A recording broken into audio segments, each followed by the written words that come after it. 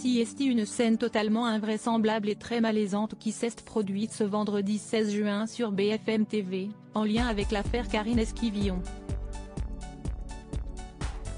Directeur général de la chaîne, Marc-Olivier Fogiel vient de présenter ses excuses.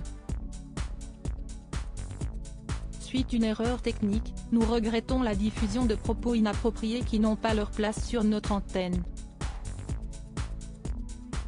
Nous présentons nos excuses à la famille de Karine Esquivillon et à nos téléspectateurs pour cet incident, vient de déclarer le directeur général de BFM TV Marc-Olivier Fogiel ce vendredi 16 juin 2023 sur son compte Twitter.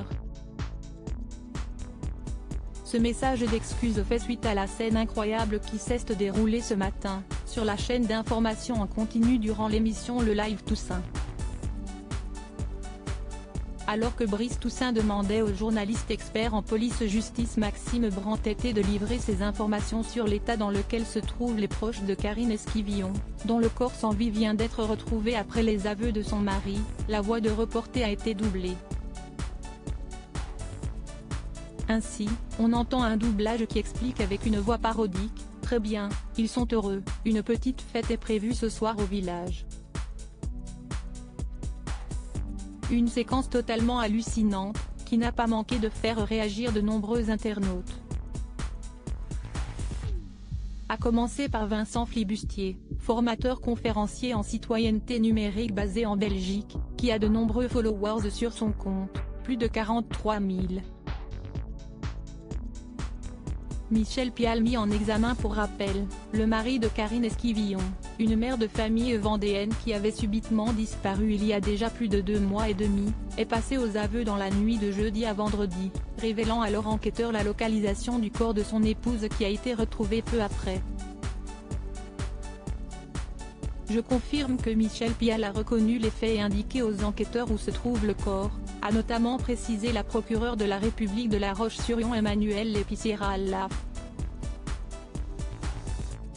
Monsieur Pial a fait le choix de s'expliquer, a indiqué de son côté l'avocat de l'époux, Me Antoine Horry.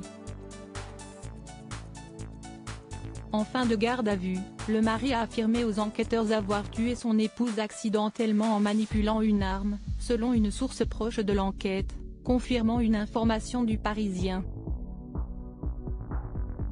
Le corps de Karine Esquivillon a été retrouvé dans un bois, à quelques kilomètres du domicile du couple, où se trouvaient encore vers 9h30 3 véhicules de gendarmerie qui bloquaient le passage, ainsi qu'un fourgon blanc de l'identification criminelle, a constaté un photographe de la. Interrogé ce vendredi matin par BFM TV, le précédent mari de Karine Esquivillon, Christophe Kédesior, a déclaré que par rapport aux incohérences de Michel Pial, note de la rédaction, le doute était bien là. On s'attendait bien à cette finalité, a-t-il estimé. À noter que Michel Pial vient d'être mis en examen pour meurtre sur conjoint.